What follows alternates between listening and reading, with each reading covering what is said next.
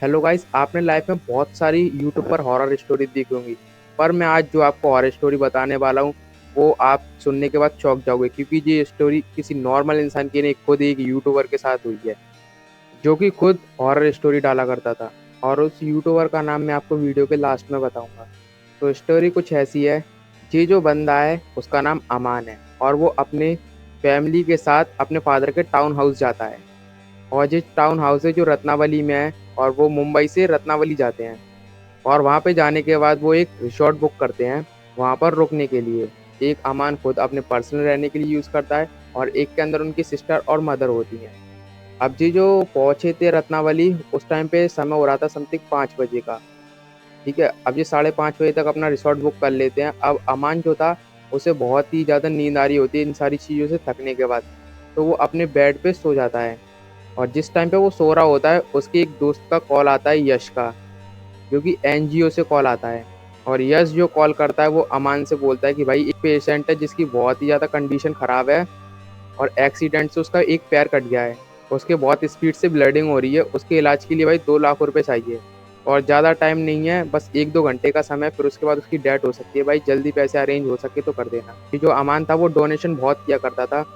वो मतलब गरीबों की हेल्प या फिर कोई बीमार है, पेशेंट है, उसके लिए पैसे दे दिया करता था। वो कभी मना नहीं किया करता था। अमान बोलता है उस टाइम पे, भाई मेरे बिजनेस अकाउंट है उसके अंदर 24 घंटे की लिमिट लगी हुई है और मैं इस टाइम पे उसमें से पैसे नहीं निकाल सकता। अगर आपको पैसे चाहिए तो कल मिल पाएंगे। भाई वो बोलता है कि इतना समय नहीं है भाई, 1-2 घंटे में उसकी डेथ हो सकती है। फिर अमान बोलता है कि भाई थोड़ा समय दो, मैं कुछ करता हूँ। इतना कह के वो कॉल काट देता है। फिर जो अमान था वो अपने दोस्तों को कॉल करके पूछता, भाई ऐसे ऐसे पैसों की ज़रूरत है, क्या आप अरेंज कर दोगे? तो उसके सभी दोस्त मना कर देते हैं, भाई इस टाइम पे तो नहीं अरेंज हो पाएंगे। फिर जो अमान जो था वो एनजीओ में मैसेज डाल देता है कि भाई नहीं हो पाएंगे पैसे। फिर वहाँ से रिप्लाई आता है ओके। ठीक है, अब जो अमान जो था वो बहुत ज़्यादा नींद में था, इसलिए वो सो जाता है। जो अमान जिस कमरे में सो रहा था उसके अंदर 2 बेड थे, एक डबल बेड और एक सिंगल बेड। अमान जिस बेड पे सोया हुआ था वो एक डबल बेड था। अब ये समथिंग 6:30 बजे की बात है। अमान जब उठता है तो वो देखता है कि उसके जो पास में जो सिंगल बेड है उसके ऊपर किसी की डेड बॉडी रखी हुई है और 5-6 लोग उस डेड बॉडी को घेर कर रो रहे हैं। और अमान ये सब चीज़ें देख के बहुत ज़्यादा डर जाता है और अपनी आंखें मलने लगता है। वो 2-3 बार अपनी आंखें मलता है पर कुछ भी वहाँ पे सिचुएशन नहीं बदलती है, सब कुछ वैसा ही था। एक मुर्दा डला हुआ था और उसकी फैमिली वाले उसके ऊपर रो रहे थे। और वहाँ पे अंतिम क्रिया के अंदर जो मंत्र पढ़े जाते हैं वो सारी मंत्र पढ़े जा रहे थे। और फिर अचानक से अमान की नींद खुल जाती है और फिर वो देखता है कि जो भी उसने अभी देखा था वो सिर्फ और सिर्फ एक सपना था। अमान उस सपने से इतना डर गया था कि उसका पूरा शरीर पे पसीना आ गया था। अब वो घड़ी की तरफ देखता है तो 6:30 बज रहे होते हैं। अब उसके फादर का कॉल आता है और उसके फादर उसे टाउन हाउस बुला लेते हैं। तो इसलिए वो नहाने के लिए बाथरूम में जाता है और बाथरूम में उसे एक अजीब सी स्मेल आ रही होती है जो उसने पहले भी कभी स्मेल की होगी। तो उसके समझ में नहीं आ रहा था कि ये किस चीज़ की स्मेल है। अब वो नहाने के लिए जा रहा था और उसने देखा कि उसके पास जो 2 बाल्टी रखी थी उसमें एक बाल्टी के अंदर बिल्कुल पूरी बाल्टी ब्लड से भरी हुई है।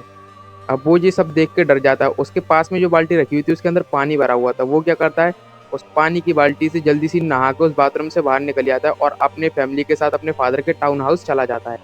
अब वो इन बातों को हौले हौले करके भूल रहा था, क्योंकि वहाँ पे पूरी फैमिली थी, वो सब एंजॉय कर रहे थे, इसलिए उसे ये ज़्यादा चीज़ें याद नहीं आ रही थी। लेकिन अब रात के 2-2:30 बज गए थे और वो वापस अपने रिसोर्ट आ गया था। जब वो रिसोर्ट में था तो उसके एक दोस्त का कॉल आता है, वो उससे बात करने लग जाता है। फिर जो उसका दोस्त था वो बोलता है कॉल पर कि भाई तेरे पीछे से तुझे कोई आवाज़ दे रहा है। फिर अमन बोलता है कि भाई इस पूरे रिसोर्ट में कोई नहीं है मेरे अलावा, मेरी फैमिली है जो सो रही है इस टाइम पे, और मेरे अलावा इस पूरे रिसोर्ट में कोई भी नहीं है। जिस फ्लोर पे वो था उधर रियली में कोई नहीं था। और उसका दोस्त बोलता है नहीं भाई, तुझे कोई तो आवाज़ दे रहा है पीछे से, अमान अमान। फिर ये सुनने के बाद अमान थोड़ी देर के लिए रुक जाता है और सोचने लगता है भाई पता नहीं ये क्या बोल रहे हैं। और वो अपने दोस्त से बातें करने के बाद कॉल काट देता है। अब जी जो अमान था उसने एक वीडियो बनाई थी इस रिसोर्ट के अंदर, जो कि उसकी लाइटिंग थी वो बार बार फ्लपिंग कर रही थी, मतलब बुझ रही थी, जल रही थी, बुझ रही थी, जल रही थी। ये चीज़ें दो कंडीशन में होती है, एक तो इलेक्ट्रिसिटी प्रॉब्लम या फिर कोई पैरानॉर्मल एक्टिविटी का होना। अब इस चीज़ की अमन पूरी वीडियो बना लेता है, जो कि आप ये देख ही रहे हो कि इसके अंदर ये कैसे कैसे बार बार फ्लपिंग हो रही है, लाइट बुझ रही है, जल रही है। और अमन इन चीज़ों को पूरी तरीके से फ़ोन में कैप्चर कर लेता है। अब जी जो अमन था उसने रिसोर्ट का नाम तो बताया नहीं है।